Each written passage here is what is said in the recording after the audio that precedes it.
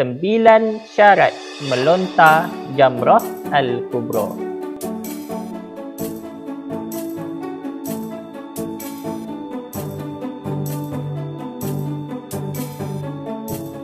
Alhamdulillahirabbil alamin wassalatu wassalamu ala asyrafil anbiya'i wal mursalin wa ala alihi wa sahbihi ajma'in. Bersyukur kita kehadrat Allah Subhanahu wa taala, hari ini kita dapat meneruskan lagi siri ulang kaji. Dan hari ini kita menyambung pelajaran semalam, iaitu wajib haji yang keempat berkenaan dengan melontar jamrah al-kubra. Bagi yang ingin mengikuti semula pelajaran yang lepas, boleh tonton semula di YouTube kami Umrah Andalusia Bahau, ataupun di IGTV Instagram Umrah Andalusia Bahau, ataupun boleh tonton di Facebook Umrah Andalusia Bahau, Andalusia Travel and Tours Cawangan Bahau. Sebelum itu, tolong saya untuk share dan beritahu kepada kawan-kawan supaya kita dapat berkongsi kebaikan ini bersama dengan kawan-kawan, insya-Allah. Jika anda ada soalan ataupun ada apa-apa ilmu yang ingin dikongsikan, silakan komen di bawah. Dapatlah kita berkongsi bersama dengan orang lain, insya-Allah. Baiklah, kita teruskan pelajaran pada hari ini, iaitu kita akan membincangkan tentang syarat melontar jamrah al-kubra. Ada 9 syarat yang mesti dipatuhi. Jika tidak dipatuhi salah satu daripada syarat-syarat ini, maka melontar itu menjadi tidak sah dan perlu diulang semula, insya-Allah. Rujukan saya adalah daripada buku Fiqh Haji Contemporary oleh Dr. Jamaluddin Hashim. Boleh dapatkan buku ini daripada penulis sendiri ataupun daripada saya. Baik, kita terus masuk kepada ke-9 syarat tersebut. Syarat yang pertama, iaitu melontar hendaklah ditujukan ke arah jamrah. Okey, kita tengok semula gambar yang lepas. Jamrah, inilah dia jamrah, ya. Kita tengok gambar lain sikit. Ini. Kawah itulah tempat melontar ataupun kita panggil jamrah. Ini pandangan daripada atas. Baik. Ini adalah kawah, itu adalah kita panggil jamrah ataupun tempat melontar. Jadi apa syaratnya tadi? Syaratnya adalah lontaran hendaklah ditujukan ke arah jamrah. Tak boleh ke arah tepi, ke arah belakang dan sebagainya. Mestilah ke arah yang telah ditentukan itu. Syarat yang kedua, hendaklah gaya melontar. Baik, gaya melontar tu bagaimana tuan-tuan, puan-puan, cik puan? Gaya melontar itu mestilah mengangkat tangan begini. Ini adalah gaya melontar. Okey, boleh nampak? Gaya melontar. Kalau daripada bawah macam ni kita panggil apa? Apa, melambung ke apa? Kan? Apa kita panggil ni? Ini bukan melontar. Melontar mestilah begini. Okey? Mestilah begini. Ataupun meletak macam ni. Lepaskan, kan? Letak tangan, lepaskan. Itu pun bukan melontar. Melontar mestilah begini. Okey? Kemudian yang ketiga, batu hendaklah jatuh ke dalam jamrah dengan yakin. Maksudnya mestilah jatuh ke dalam tempat yang kita sudah tunjuk tadi. Mestilah batu tadi dibaling, dilontar dan masuk ke dalam tempat ini dengan yakin. Tidak semestinya, saya sudah sebutkan semalam, bukannya kita tu nak melontar ataupun bukannya kita nak menuju kepada tiang yang didirikan itu. Tiang itu tujuannya adalah untuk menghalang batu daripada sebelah sini. Okey, daripada sebelah sini orang tu baling terlepas ke sebelah sini. Itu adalah tujuan tiang itu didirikan. Jadi tidak semestinya kalau baling itu mesti kena tiang. Tidak semestinya. Yang penting cukup syarat-syarat yang kita sebutkan tadi, iaitu yang pertama apa dia? Melontar itu mestilah ke arah jamrah. Jamrah itu tempat melontar yang saya tunjukkan tadi tu. Ataupun kawah tu.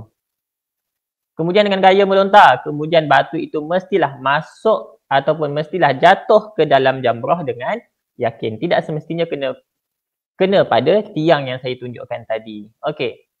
Itu jelas. Yang keempat, syarat yang keempat iaitu hendaklah melontar dengan batu atau jenis-jenis batu. Apa yang bukan jenis batu? Kayu bukan jenis batu. Selipar ya, bukan jenis batu. Ada orang cerita wallahu alam betul ke tidak. Tak tahulah orang tu marah ke apa sangat, dia baling sampai selipar pun dia baling. Marah sangat kat syaitan. Tujuan kita membaling ini adalah arahan daripada Allah Subhanahu wa taala. Kita mengambil manasik yang dilakukan oleh baginda Nabi sallallahu alaihi wasallam. Bukannya kita balik itu dengan tujuan marah semata-mata. Okey, sebab itu kena mengikut apakah syarat-syaratnya. Mestilah dibaling dengan batu, bukan dengan selipar, bukan dengan kayu dan sebagainya yang tidak dipanggil dengan jenis-jenis batu.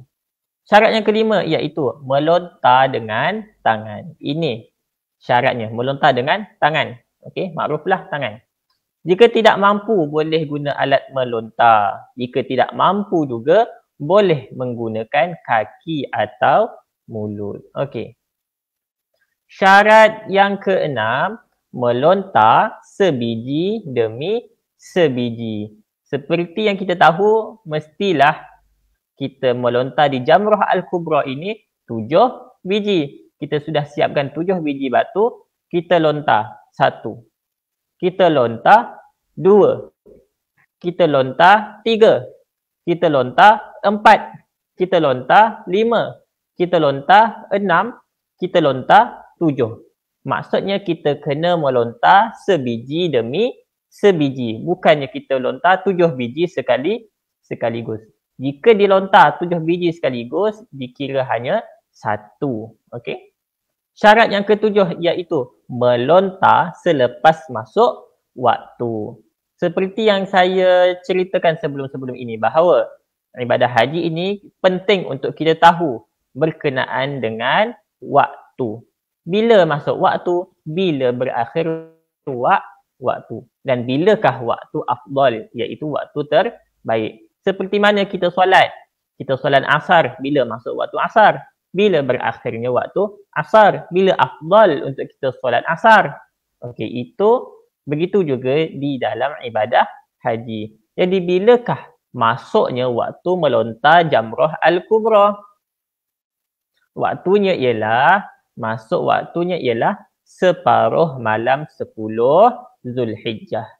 Bagi siapa yang mengikuti pelajaran-pelajaran kita yang lepas, pasti ingat apakah lagi ibadah-ibadah lain di dalam haji yang masuk waktunya adalah separuh malam 10 Zulhijjah. Boleh komen di bawah jika ada yang ingat. Ataupun boleh ulang kaji semula, lihat semula, tonton semula di IGTV kami, di YouTube ataupun di Facebook.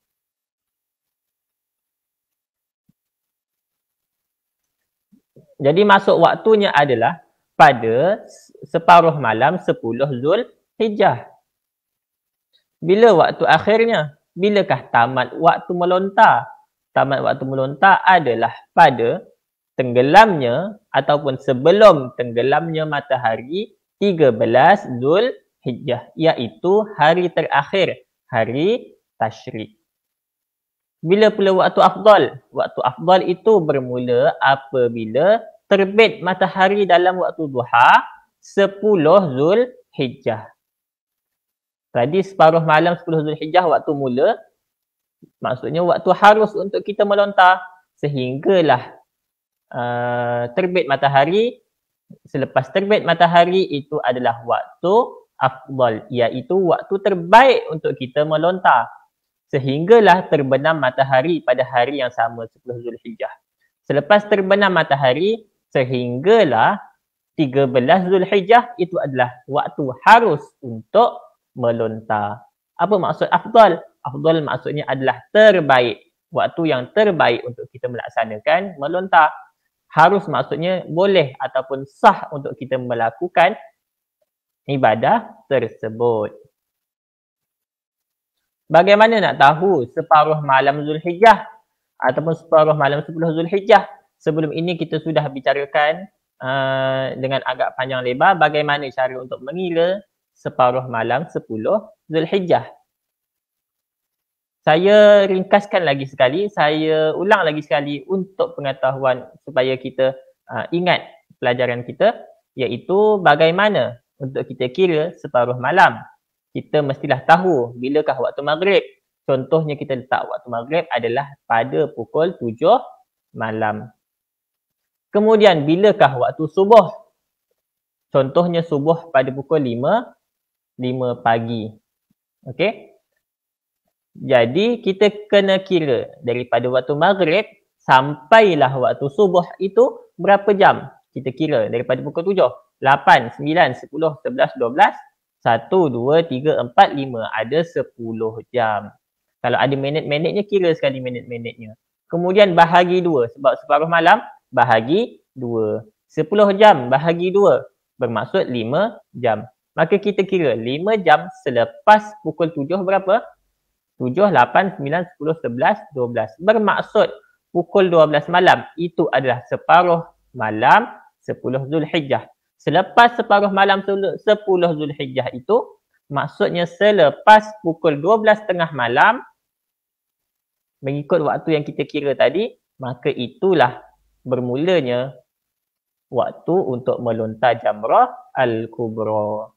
Kena kira mengikut waktu yang terkini. Dekat sana nanti, ataupun kita boleh waktu haji nanti boleh cek bilakah waktu maghrib, bilakah waktu subuh untuk kita tahu bilakah separuh malam 10 Zulhijjah. Ada banyak lagi ibadah lain yang masuk waktunya adalah separuh malam 10 Zulhijjah. Okey, nanti siapa yang tahu boleh komen kat bawah. InsyaAllah saya akan berikan jawapannya. Okey. Jadi syarat yang ke-8 iaitu tidak terpesong tujuan lain selain bagi melaksanakan kerja haji. Melontar itu mestilah tidak ada tujuan lain selain melaksanakan ataupun tujuan itu tidak terpesong. Contohnya kita baling itu semata-mata untuk baling burung contohnya. Kan? Ataupun kita marah pula kat orang depan tu, kita baling orang depan kan. Walaupun batu itu masuk ke dalam jamrah, tetap tidak sah sebabnya tidak memenuhi syarat ini, iaitu syaratnya ialah tidak terpesong tujuan selain melaksanakan kerja haji. Syarat yang ke-9 iaitu tidak boleh melontar untuk orang lain kecuali setelah melontar untuk diri sendiri. Ini nanti insya-Allah pada siri-siri, mungkin siri yang akan datang selepas kita dah habis pengenalan ataupun kita sudah habis menceritakan tentang ibadah-ibadah haji secara asasnya, ada lagi perbahasan yang kecil-kecil. Antaranya adalah wakil melontar.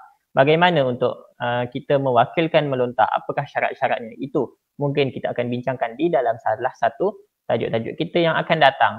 Jadinya, jika seseorang itu ingin mewakilkan, ingin menjadi wakil untuk melontar, mestilah dia sudah melontar untuk diri dia, barulah dia boleh melontar untuk orang lain. Baik, itu adalah 9 syarat melontar jamrah Al-Kubra. Baik, terima kasih kepada anda semua. InsyaAllah kita bertemu lagi pada siri yang akan datang. Assalamualaikum warahmatullahi wabarakatuh.